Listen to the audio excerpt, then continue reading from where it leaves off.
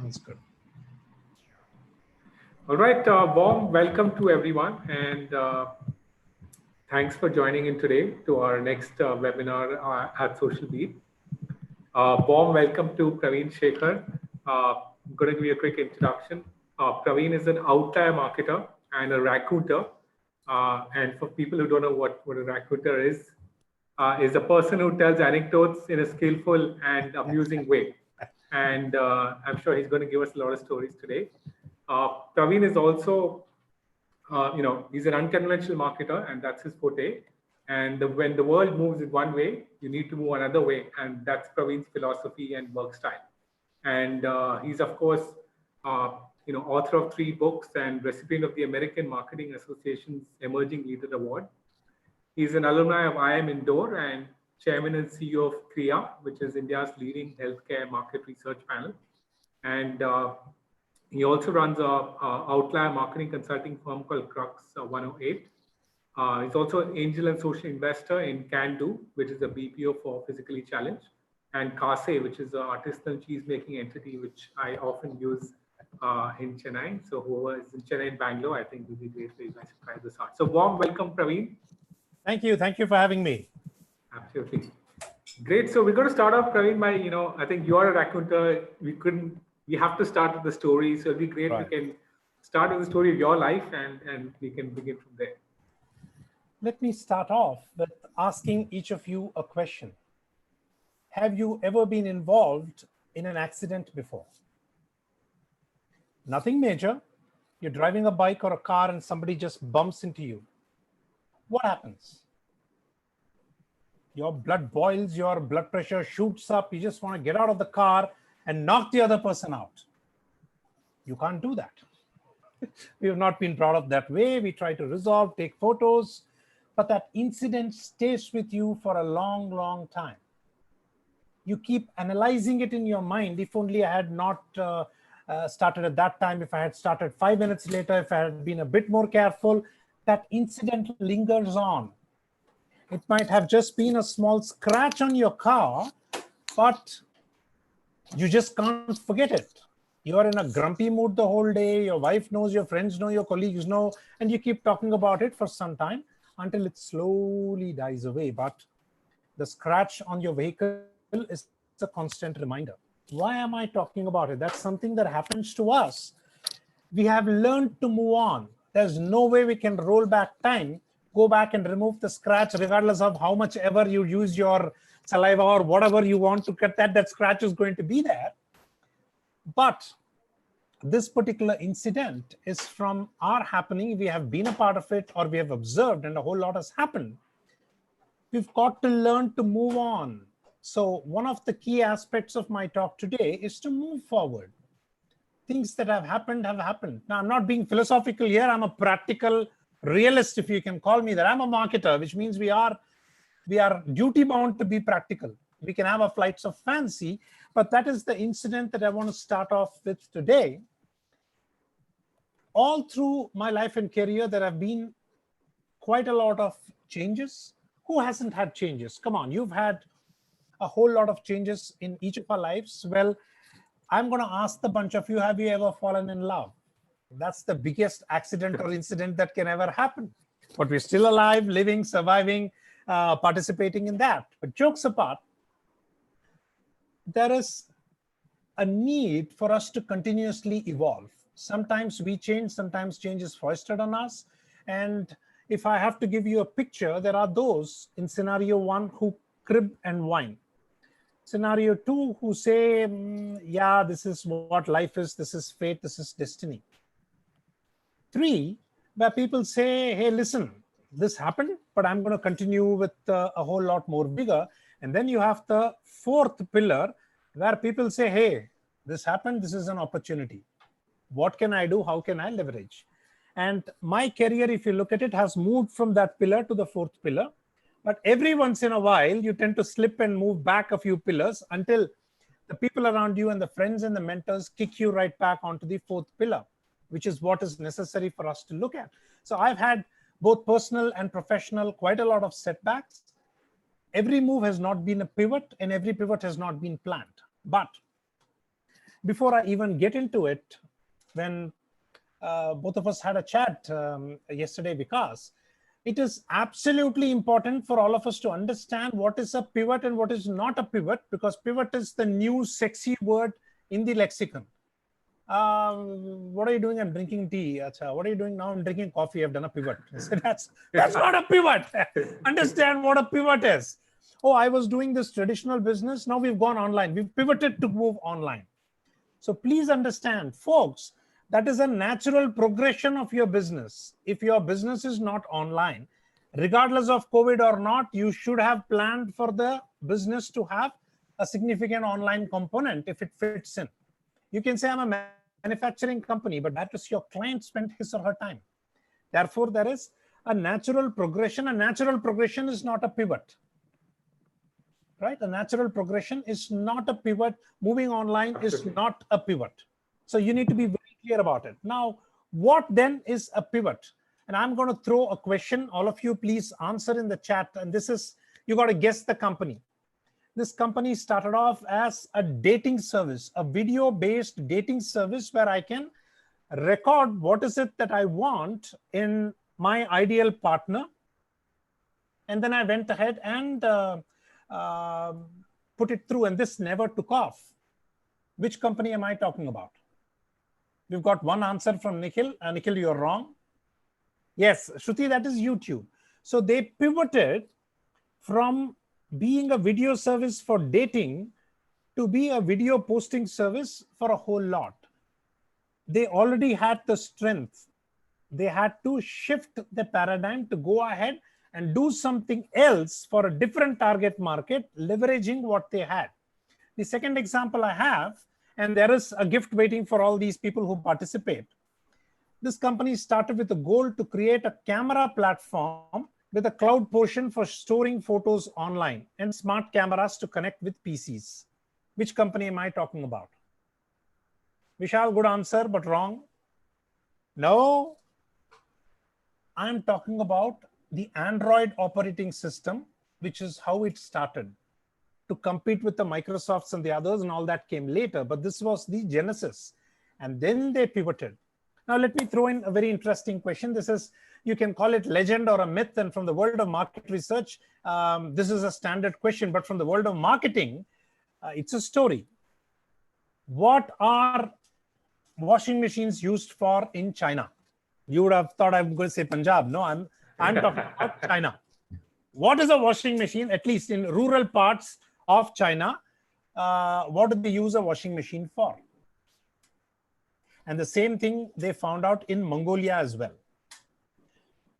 In Punjab, let me now bring it back because we haven't. Fermenting alcohol, Ravi, you've got a phenomenal imagination. I want you in my Rajib, yes, in Punjab, they use it to make lassi. No, they don't wash clothes and then make lassi. Alternatively, it's used only to make lassi.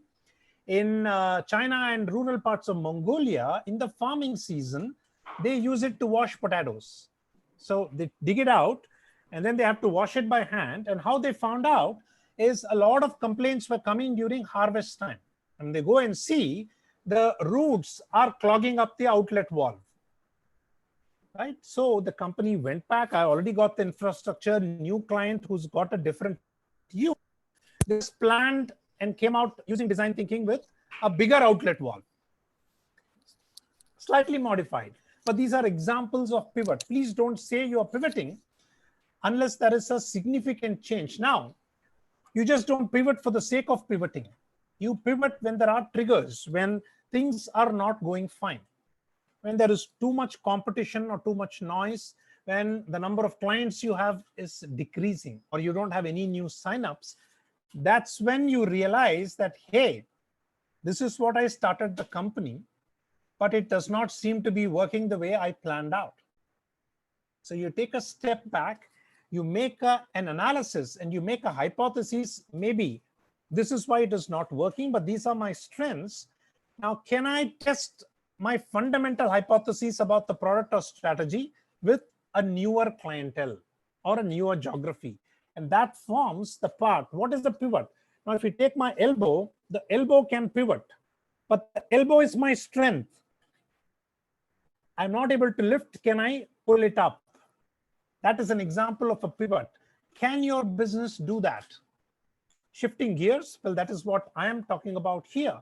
And I'm going to give you some examples. I will save it for the Q&A, but it is necessary for you to figure out which column are you in, the whiners, the doers, or the dreamers. And it is necessary for us. And I'm an entrepreneur, folks. I love starting newer initiatives. There are at least 2 or 3 that I'm looking at starting out of this COVID nonsense. Because we have run out of excuses now. We have to go back to the innovation platform, figure out what our strengths are, and how can I leverage it for a newer product or a newer service or a newer geography, but a fundamental shift in what I am offering. Let me give my example here, Vikas. Last 3-4 years, I turned into a professional speaker. I was charging a few $1,000s per speech, and every month I was out there speaking. Now the speaking business is practically zero. And for the foreseeable next 6 to 12 months, it is zero. But how do I pivot? What is it that I'm doing as a speaker? I'm influencing people, I'm educating people, I'm evangelizing, and I speak about outlier marketing, ideation, and Jugaad innovation. So my speaking is just one way to do that.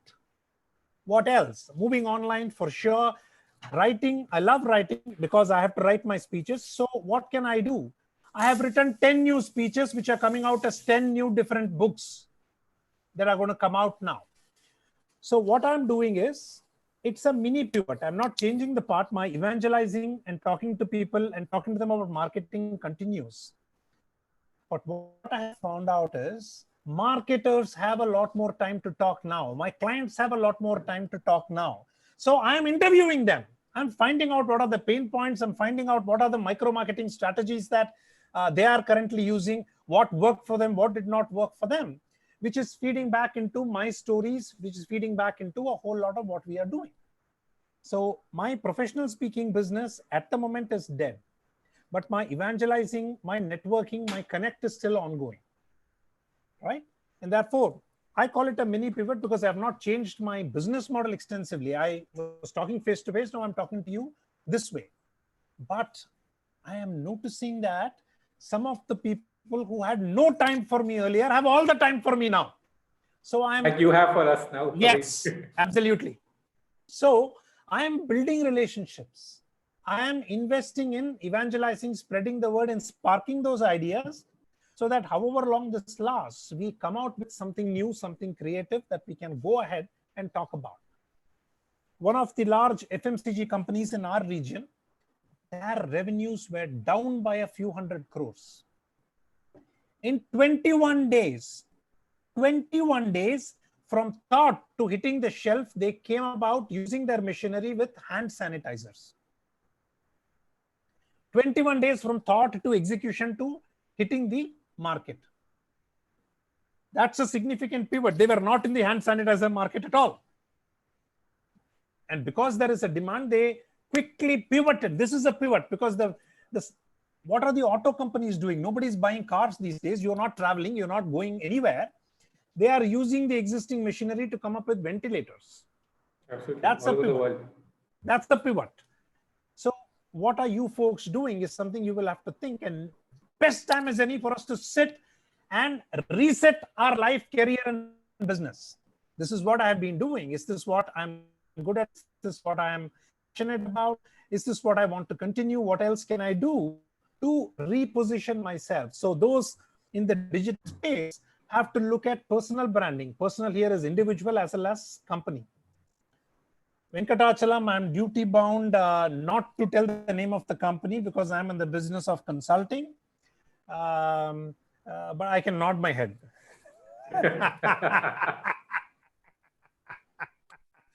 Right? So let me give you an example here. All of you are here. Therefore, you are interested in digital marketing. What is it that I can do? I can go back and visit my personal brand. What is that personal brand? Is this something that I want to know as? Vikas introduced me as an outlier marketer. Because I want him to introduce me as an outlier marketer. What would you like to be introduced as? So marketing, if you ask me, I give a lot of speeches to people who say, Pravin, can you dump it down to lay persons? So for them, I say, when I know who I am very clearly, that is marketing.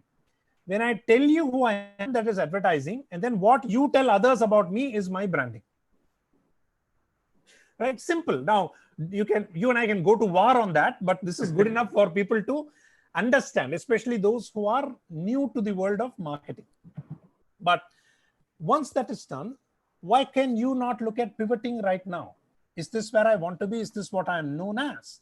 And that's a trick I learned. The best way for you to check if your personal branding is working is to listen when you are being introduced to someone else.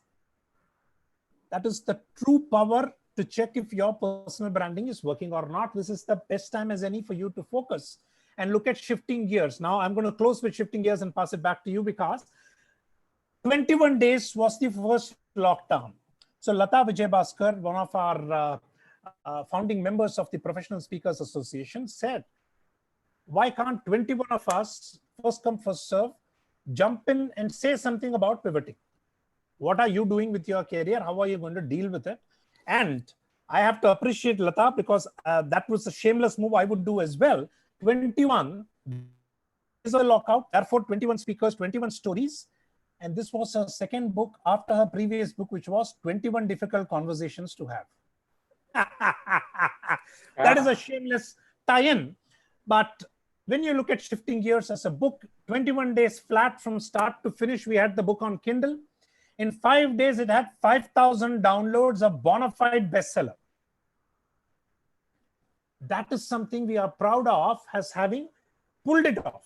All stories. I'm a marketer, I'm an entrepreneur, I'm doing a series of writing. I exercise with the quad. And for me, everything that they talk about resonates back with me into marketing. So if they say, this is how you need to do, this is as simple as you need to have 2-3 anchor supports in the ground when you are going to jump. What do we have as marketers? What are our anchors? What are our supports? So to me, inspiration comes from everywhere. And right now I am ready to absorb and act on it. I wasn't active on Medium. Now I'm doing 2 or 3. I'm not getting any claps for this. I'm doing for a longer term to train myself as a writer, to put that part through. And this is something that each of you would need to look into. What are you taking out positively from this lockdown? Right? So Shifting Gears is the name, because we have to shift our gears. We have to move into completely different orbit. So ask yourself, which pillar am I? Am I a whiner? Am I a doer? Am I a dreamer and doer? And that is absolutely important. What are my strengths? Can I write it down? Is this a core strength? Is this marketable? Can I go ahead and do something where I can dream, defy, and do? Well, there are those who lament and there are those who load it up. Who are you? As a marketer, as an entrepreneur, whatever I do needs to have a return on investment, whether it is awareness or it is revenue generation. And at the moment, my focus and my request to each of you is, what are you pivoting for? Why are you pivoting? Who will benefit out of the pivot? And is it going to lead to revenue generation?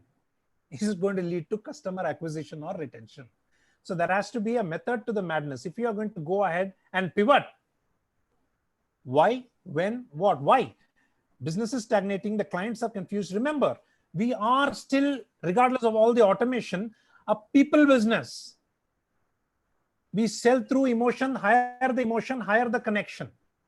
And when there is ambiguity all around, no decisions are going to be made. So how can I enable my client to work and sell better? I run a company called Kriya, which is Kriya Plus is into healthcare research, one of the very active young starts here. My clients are brand managers in pharma companies who commission the research. And the research comes from, we collect the data from doctors and from pharmacists and nurses and the like. We have the largest validated database of doctors, nurses, pharmacists in India. But at the moment, they do not know what is going to happen, etc. So what we are doing is coming out with content specific to these doctors, saying, how can you market yourself now? How can you add value now? we are coming up with books and content for them. This is aimed at ophthalmologists. So we have found out the pain point of ophthalmologists and we are giving it to them free. We are helping them do a better business because this is the time for me to strengthen my relationships. You can say, am I a publisher? I'm not a publisher, but I publish this because it benefits my customer lifestyle journey. The entire journey, if you look at it, I've got several players in procurement, brand manager, marketing officer, CEO, intermediaries, the management consulting companies, us, doctors, nurses, pharmacists. How can I add value to each of these? And so for a short term, if I have to pivot and become a publishing company, I will do so. And that is what we have become. This is Katha, my publishing division, which is purely for Kindle based and simple publishing. For everything else, I love Notion Press, guys. They are my publishers. I go to them for the solid serious books. These are also serious books, but very micro targeted books. So I have become a publisher in this lockdown, which I call Lockdown Looty. But with that, I give it back to you, Vikas, for the Q&A. No, absolutely. Thanks, Pravin. I think that was a great intro. And I think definitely all of us are also trying to figure out how do you use the disruption that's happening to leverage the opportunity that it creates as well. And I think, we'll discuss more on that.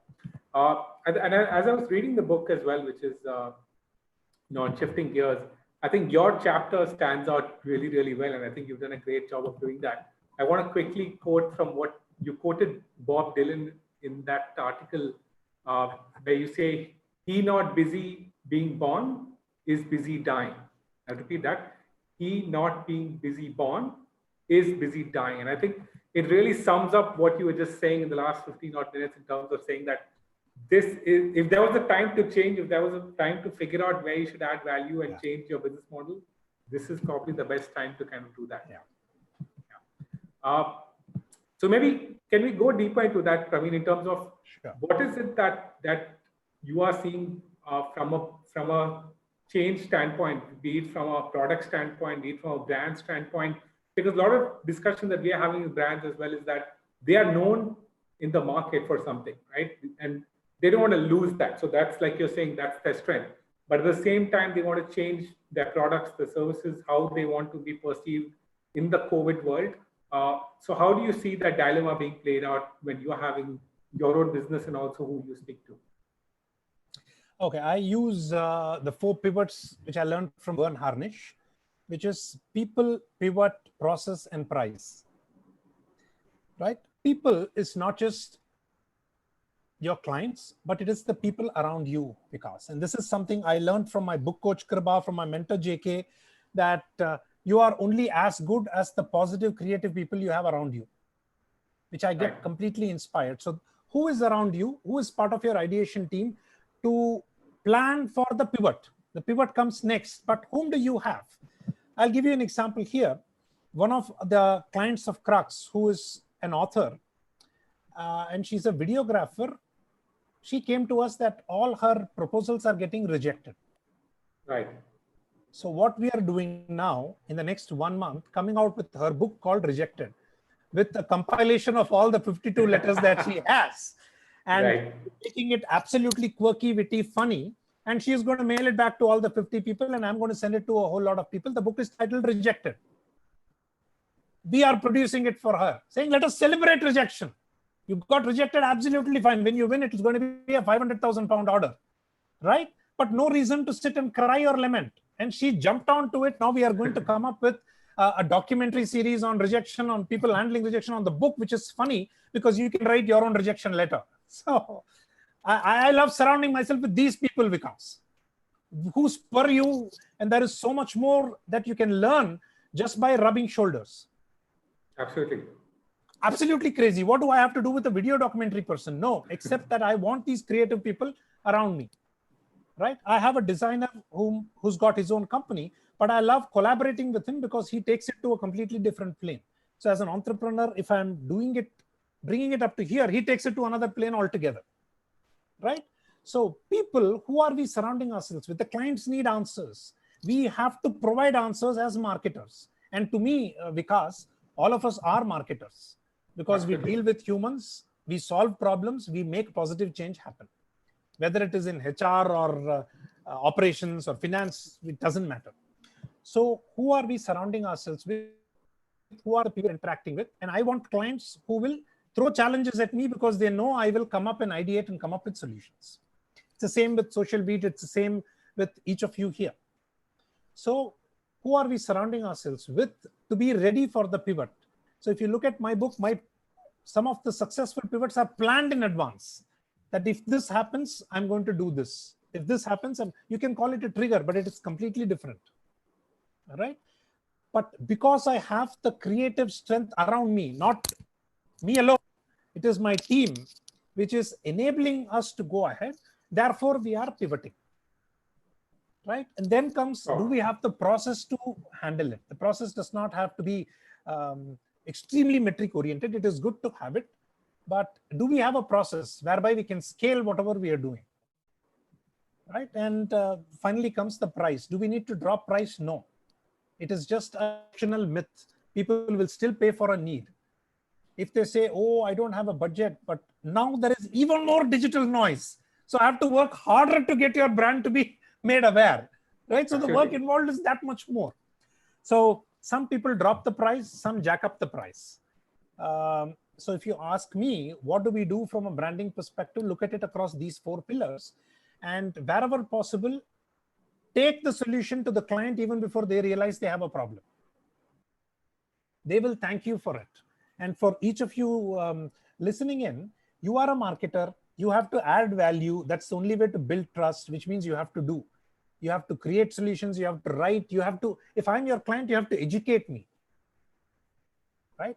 And you have to educate me in my preferred mode. Now, let us say there are so many of you and you've seen me, you've seen the books behind. You're not just going to send something digital. You are going to send something physical because you know I love physical copies. So the need right now is micro-targeting, or what I would call micro-marketing. That the age of mass is going to be there, but I'm looking at building relationships. And a focused approach. Yeah. Absolutely. Yep.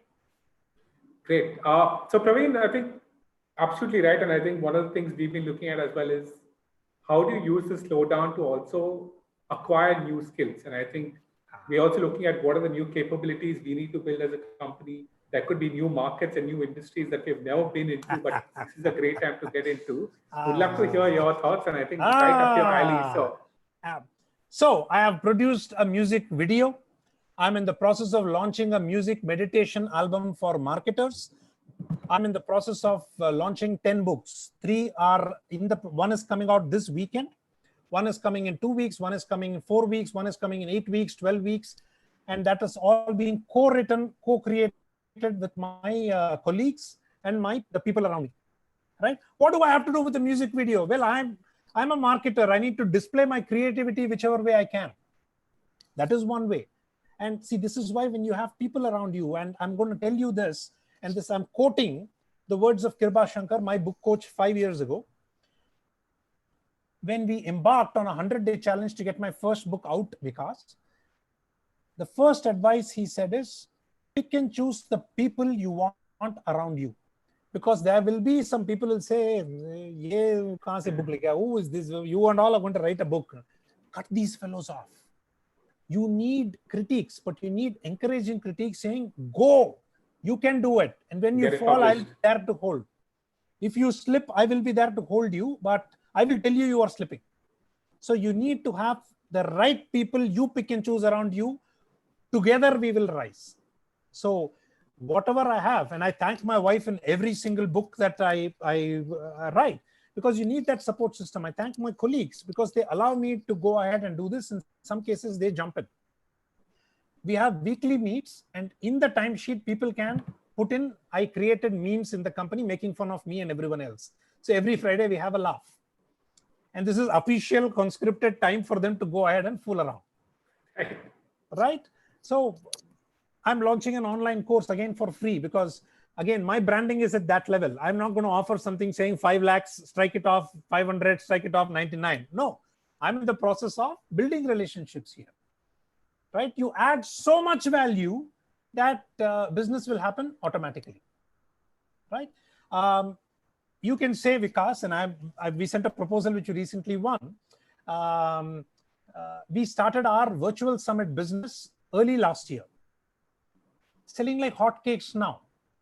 Yeah, We've perfect. already perfect timing. The book that's coming out 2 days later is a virtual summit playbook given free. You just come to my website, pick it up, step by step to do it, because my clients keep asking. I say, boss, go ahead and do it. So this is the time for us to look at creating. But I did mention process. So for my entities, we are going back and automating everything that we were doing manually because we didn't have time. Now we've Absolutely. got time. We all have time, yes. So we are investing a lot in project management software and developing certain aspects to go on top of it. So those are some of the positive things that we are going ahead with. My part is, because we have time and not much client pressure, business is business, you know how it is. So 5 of my colleagues are co-writing books with me. So net, I keep telling them clearly that after the book comes out, guys, you don't need a resume. You've researched, you've come out with the book, the company is sponsoring the book, let's go ahead and help me help you, Jerry Maguire words. So absolutely. No, in fact, we are writing our 3rd book as well, which is going to be coming out in June mostly. So I think thanks for that inspiration. Definitely pushes us to move forward faster on that. Yes. Which actually brings me to a quote you had in your other book, which is Devil Does Care, which is a great book, by the way, I think for whoever's here. Please do pick it up. You say you do a lot of things, but that's actually you being flexible, and it's not that you don't have focus. You do have focus, you do a lot of things, and that's flexibility. And I think that's something even maybe people over here are thinking that, hey, you're doing so many things. Shouldn't you pick a few things and go deeper rather than do all things? So we get to hear that flexibility piece. Yeah. And this is the learning I picked up from my first mentor, who said it's all about perception. If I like you, I'd say, boy, you're so flexible.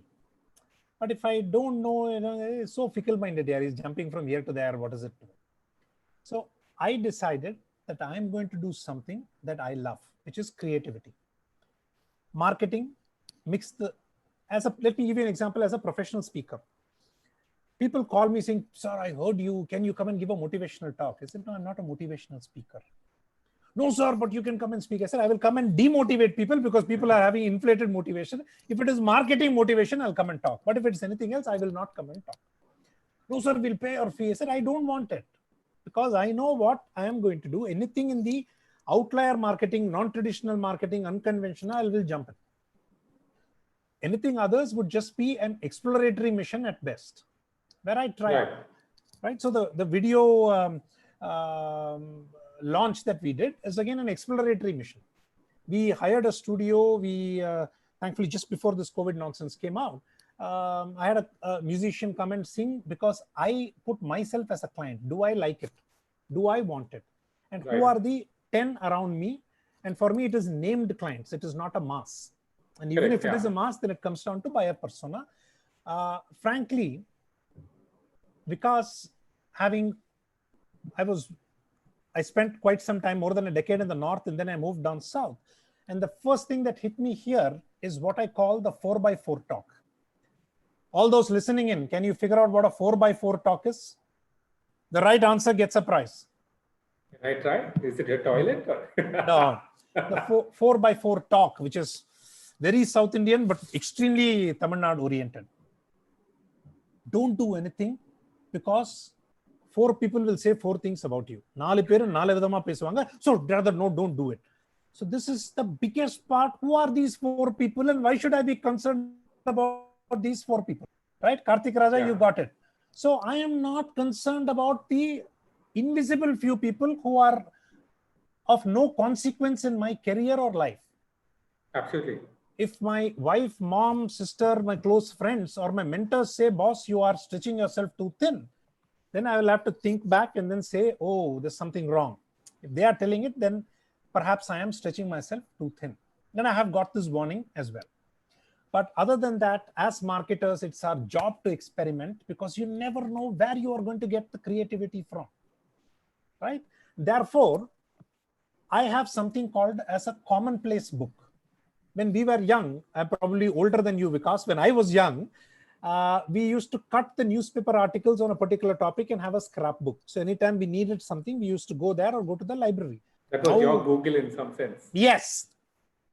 But now, since everything is there, I have got Evernote notebooks as commonplace books for each of the things that are of interest to me. I'm coming out with a book next year called Dialogue Diaries, the dialogues that have impacted me and therefore marketing. So I'm collecting all the dialogues from the movies or series or whatever I'm seeing. Likewise, for each of the aspects that are not yet in my core, that are still experimental, I have the commonplace book to work on. Right. And to me, everything is integrated because I'm an entrepreneur, I'm a marketer, I'm a speaker and experimenter. So every topic that I speak on will become a consulting or a service or a product.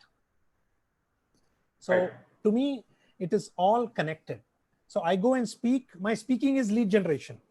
So they come to me for Gyan. If it is 15, 20 minutes Gyan, I give it over a cup of coffee. Beyond that, it gets into consulting or workshop or masterclass. So it's not just me, it's the company that is coming through. So whatever you do, you've planned for it and it is going to more or less fit in. And happily call me fickle-minded. If you are in my close circle, I will work on it. If not, carry on, guys. You don't know the larger picture. You're a blind man touching an elephant and saying this is how it is. Absolutely. So, no, I think that's great. And I think that ties in very well with trying to figure out what is it that you need long-term as well as what you need short-term to succeed. And I think, often, even as businesses, you're so focused on doing what's required for this quarter or this month, forgetting that something you need 1 year from now, you need to start working today, which might seem like you're doing a lot of things, but actually the focus is still very much absolutely there. Absolutely. And I want to go back to the raconteur and storytelling, right? You've been a storyteller, and even the events that you have emceed that I've been part of, you have been a storyteller all the way through. Even your book has the Gorilla Gurus and the Outlier Owl, and I think, it's fantastic to see how you've transferred those learnings into storytelling. So how did you get that storytelling into your life in the way you do everything? And why do you think that's important for anyone in any business? Because I know that's how you think about storytelling. So I have been speaking for the last decade and a half, professional speaking only for the last 4 years.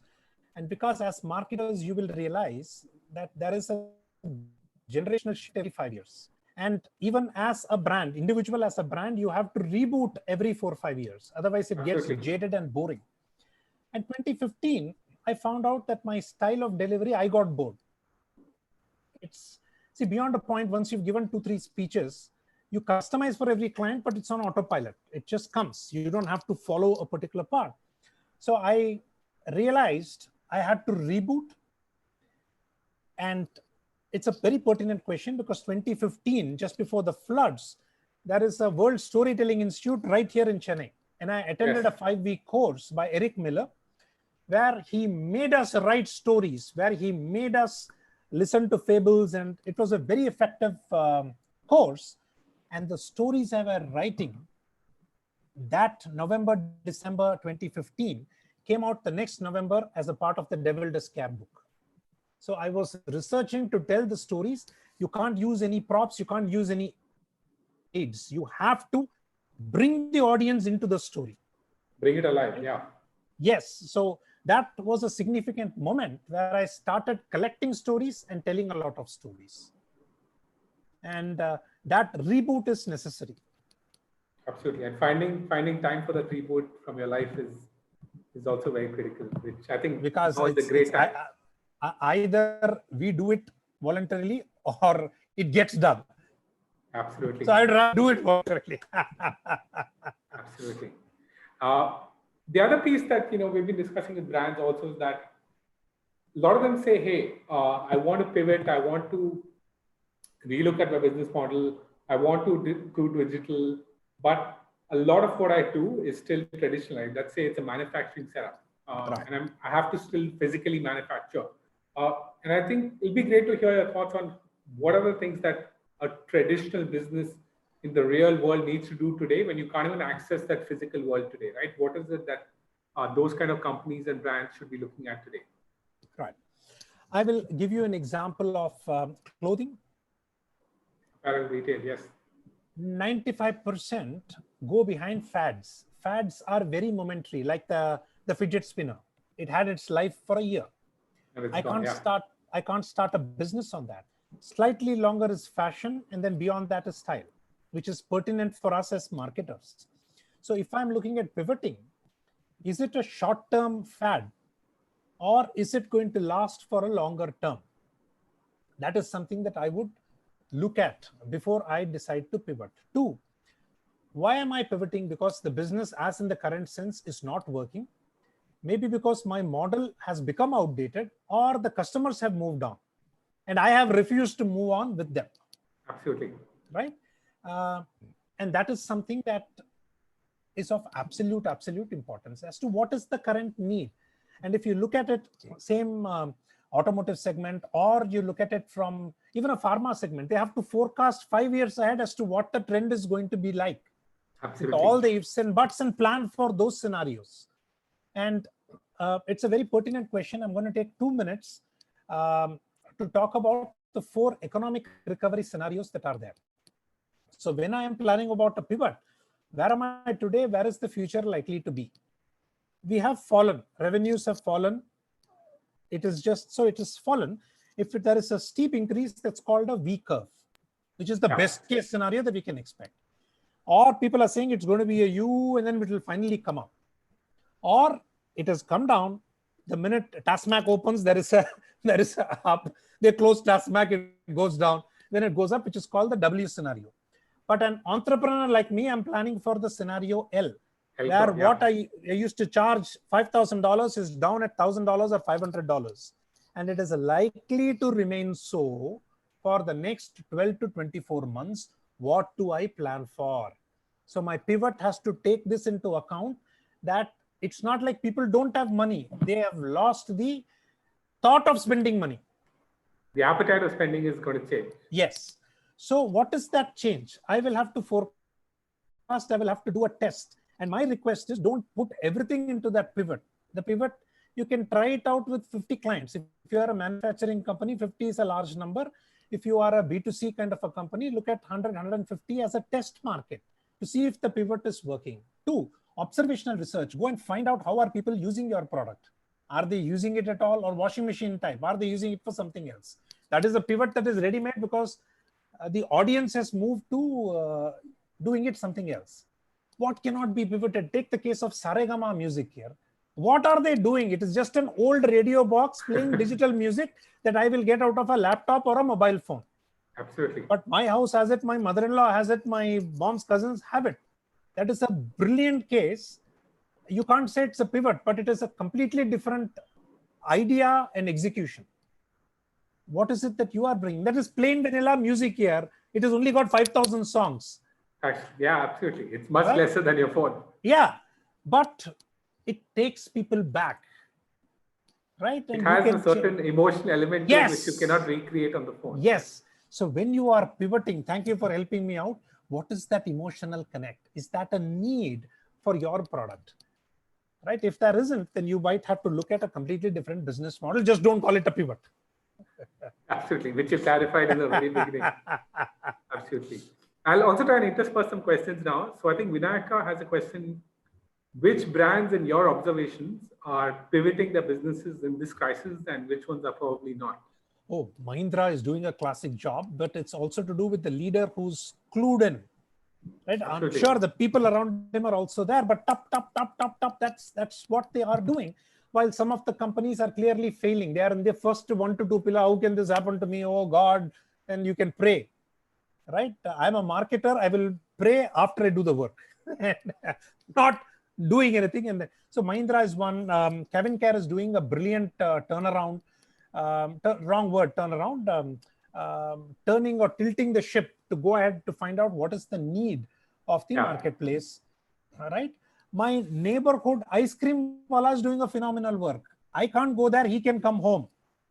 Absolutely. And that bell, when it rings, the bell, it rings. My kids are out there at the gate. I don't have a choice. Right. So these are some of the examples of companies that are doing it really well. Notion Press, my publisher, for example, is bringing the business home.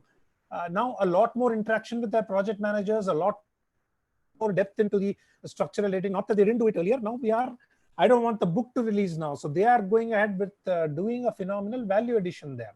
Running short story competitions, making a whole lot of people sitting idle authors. Everyone's got a story in. So Notion Press is doing a phenomenally brilliant job throwing open short story competitions, coming out with books. Right? So all these are companies that are not waiting. They are changing the wind themselves.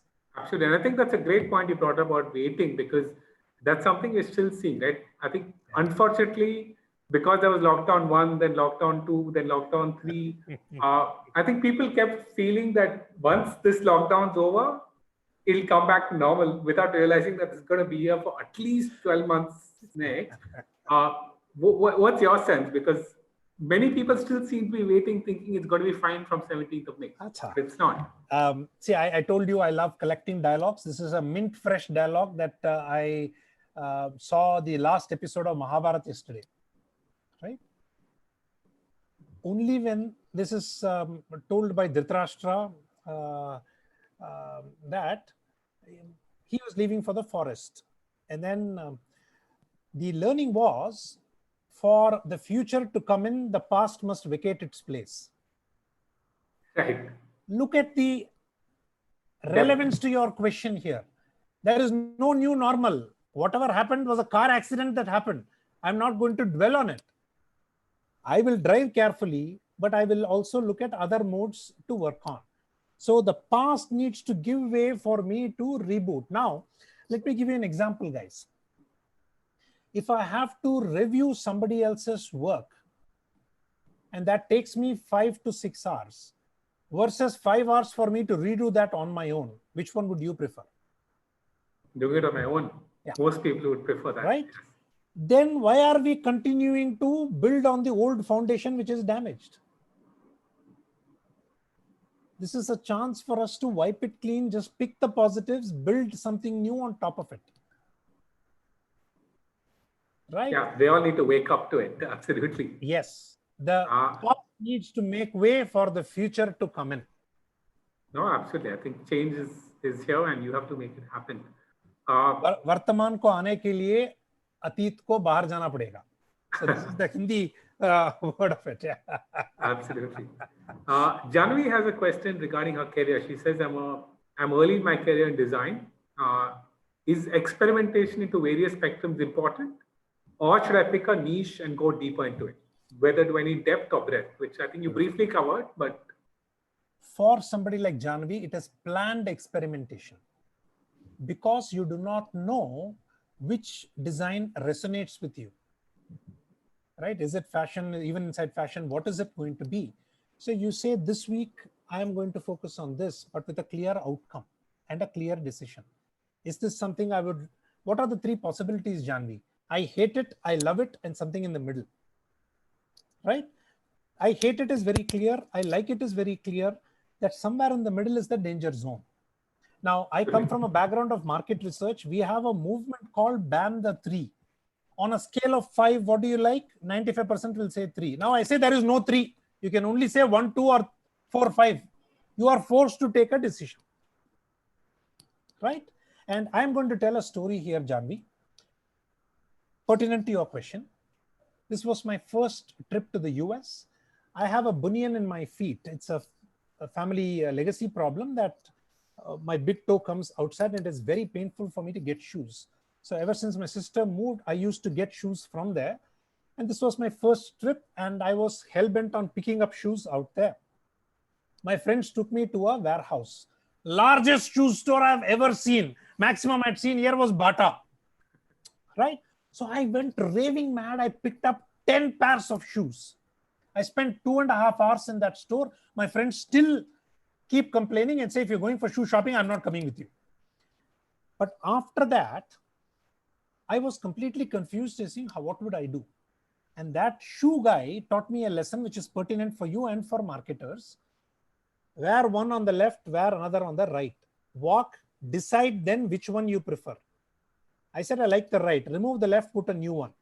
So by that process of elimination, I came down to only 2 choices, of which I picked one. Right? But for that, I had to try. First, I had to look at that and figure out all the designs that I wanted and my budget. First trip, guys, US dollar conversion. So all that factored in. But having tried it, it became very clear these two are the areas. And in your case, Janvi, as a career, will that career pay? Right? And the second tip I would give you is every week when you complete, have a tangible, demonstrable asset that goes towards your portfolio. You can say the world is going digital, but let us say you are going in for a job interview. If there is something tangible that you can leave, and it so happened, I love cufflinks. And before this, I was in another call, and this is a cufflink made by a designer in some place in rural India, but she had come for an exhibit here. I fell in love with it. She's picked up an old 20 paise coin, stuck it together. This is a tangible demonstration of her business, which is called Kriti. I still remember it 2 years later. So Janvi, if you can make it tangible, nothing like it. We are coming out with books. Yeah, but I'm also coming out with printed books. I'm coming out with infographics, bookmarks. You call it whatever, right? But you have the best possibility right now, because when I grew up, my choices were I could be an engineer, doctor, or lawyer. And as the first grandson in the family, my grandmother had decreed I had to be an engineer. Therefore, I'm an engineer. So when my father-in-law asked me, son, are you an engineer? I said, uncle, I hold an engineering degree. And I will stop it at that. But that's every other Indian. So. But Janvi, go ahead, experiment, but make sure you have something tangible to look back. Good. Yeah, I would just add one line to that, Pravin. I think you should also find out what you love doing today, and see if you can do more of that tomorrow, right? And over a period of time, you'll realize you love every day of yours. Yeah. And I think that's another way of looking at that. Venkatachalam has an interesting question. Basis, what do we do a pivot for new marketing campaign? Should it be for the same target group and product, or should we actually look at a completely new target audience as well? It needs to be a fundamental shift, Venkatachalam. It can't be more of the same. You can't call that a pivot. So it has to be a new use for the product with your existing clients, or a different use for a different set of target clients. There has to be a significant change, a fundamental change. Otherwise, it's just another business model where you're copying from what didn't work and hoping and praying that it's going to work. It's never going to be the case. So, and look at it. The reason for you thinking about a pivot is not fashionable. It is financial, that it is not working. And therefore, you will have to really go back to the grassroots and do something different, leveraging the strength. A marketing campaign failing and doing another marketing campaign may not be a pivot. Okay, perfect. And Dharan has a question. Is traditional B2B service business like accounting or staffing, is outlier marketing possible for these industries? Ooh. Dharan, when the world is going one way and you see somebody different, he or she is an outlier. When, let us take one example here. Accounting services. Accounting services is considered to be stereotypical, boring. The guys do not involve, they don't engage, they are not transparent. You write down the stereotype, do things opposite, by default, it will happen. Accounting services being transparent, coming and helping me out without a sales in mind, talking to me about it, absolutely outlier. But look at it this way. If I do my job to the best of my abilities and the best way it can be done, then what happens? As an accounting services professional, my clients will seek me out. They will come to the company, but they'll say, no, you've got to work with, I want Pravin to work on my project. That is number one of marketing. Number two, by continuing to evolve, without realizing, I am becoming inherent to my client. So my marketing is working without me knowing the basics of marketing. The only thing I'm doing is doing my job so bloody well, thinking about the client in mind, that I automatically become the selected person, and that selected person is the outlier amidst the mass. How do I do it? I can advise the client, I can send him weekly newsletters. I can advise him on whatever new is happening. And let me give you one example here. I had a robbery in my house last year. And after that, we put the CCTV. The guy did a great service. We put the CCTV in the office. Then I had to shift houses. He did it. All through this COVID, you know what he's been doing? Once a week, he sends me what are the newer products in his line. And I have bought every single of those products. The remote thermometer for when the office opens up, a series of masks before masks buying became like this. Yesterday, he sends me a rent a laptop scheme. That is not his core business. He's only facilitating, but he's staying top of mind. And his logic is, sir, you will have capital issues right now, but OPEX, you should not have a problem. I am happy to rent these things. This is the cost. This is my range. I will deliver it to you. He will deliver it to my colleagues who are working from home. That has nothing to do with his business of CCTV putting up. Right? You can say he's pivoting. For me, it is relationship management. He knows my company size. He knows my need. And he is trying to address these potential needs of mine before the product becomes unavailable. My office is not open. My office is still closed the whole of this month. But anytime it starts, I need to have that thermometer. I'm an entrepreneur. I'm not going to wait till the office opens to buy the thermometer. I buy it now. Right? I didn't buy it from Amazon. I bought it from this guy who sent it on WhatsApp and called up and said, sir, before it gets sold out. So Dharan, there are so much more that we can look at in terms of value adding to the client. Right? So I am appreciative enough that I am talking about it. Let me give you another example. A publishing company. It's called Exeter Pre-Media Services. They have a SaaS platform that they have developed called CreaDocs. And you can say, what is so sexy about publishing part? The CEO, Ravi, realized that he wanted a micro market. He did not want the whole wide world because they were shifting from services to products. Only the small to mid-sized clients bid internationally. So what they did is they did the exhibitions, they did all the traditional stuff. It did not get significant results. It got leads. They didn't get converted. So they went ahead in one of their clients' conference halls. They curated and invited 7 of their existing clients, 13 of the prospect big size companies to come for a half a day, 3/4 of a day, knowledge session on the key trends in the publishing industry. No sales till the tea. This is London. So tea is a big affair there, afternoon tea. Just before afternoon tea, till then, they allowed the existing clients to bitch about the product, what was not working, what is good, what is not good, everything. Before tea, they said, now these are all the problems we know. This is going to be the solution. This is when it's going to get resolved. This is when we invite you to talk. The prospects loved the openness. They didn't come and say, we are perfect. They didn't try to hide anything. They allowed the prospects to talk to the clients. Within 2 weeks, 2 clients had signed on. Within 6 months, 4 clients had signed on. This is a clear case of outlier thinking. We try to say, hey, don't put this guy and that guy here. They'll talk about the product. They'll talk about the price. So in this case, they said, meet, talk, we are transparent, and hey, tell us and we will co-create the problem. Oh, fantastic. Right? So outlier thoughts are automatically there. We are preventing ourselves from actionizing it. No, absolutely. In fact, because you mentioned staffing, I'll just want to add there, I think we've tried multiple staffing companies and now we only work with one of them. And the reason that is because they actually figured out what our problem was, right? They figured out that we are finding it hard to evaluate skills and we are rejecting so many candidates. So now they actually have a questionnaire or sort of an online test which they go through and all the candidates get a score. And based on that score, they shortlist and give us. And they have scores for various parameters.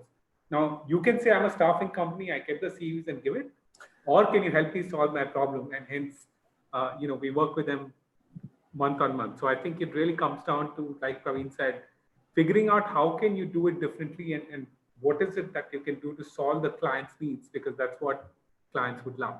Yeah. We are almost out of time, Pravin, but would want you to end with what are the quick takeaways for everyone here. And I know your book, Devil Does Care, also has a takeaway after each chapter. So you can't finish the session without a takeaway. So over to you to finalize the session. With I've got 3 takeaways for each of you. One, do a content audit. Whether you are a company or an individual, do a content audit. What do I already have within me, around me? What are my strengths? If it is a company, you'll have videos and articles and blogs and things written over the last 5-6 years. Bring it all out, compile, rewrite, get it out. If it is an individual, what are the strengths that I can use to add value and build trust? Takeaway number one, do your own personal or professional content audit. Two, what is the new use of my strength to newer set of clients? Remember the washing machine example? Using my strengths, using what I already have, I've done my content audit. Who else will have a different use? I will have to write that down and ask the people. They all have time. Ask them nicely, ask them in a personalized video. Think for them as to how they can look at using your product or service. And three, my 10, my 50.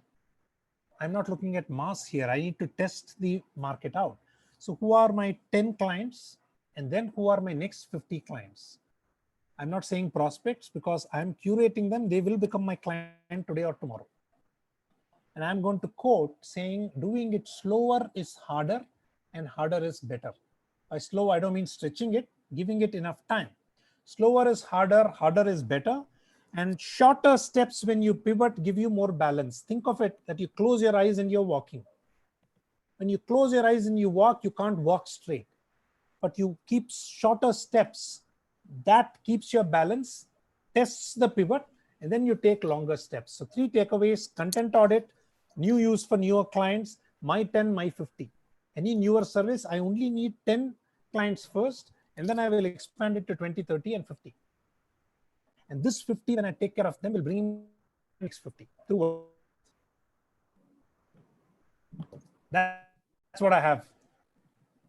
Perfect. Thanks so much, Pravin. I think perfect 3 takeaways. Lots to do. COVID is here to stay, but change is also here to stay. So keep changing and keep pivoting. So thanks so much, Pravin. It was an absolute pleasure having you, and thanks so much for spending the time with us. Lovely. And thanks Thank you everyone who very joined us. Thank you so much. Have a great day, everyone. Thank you.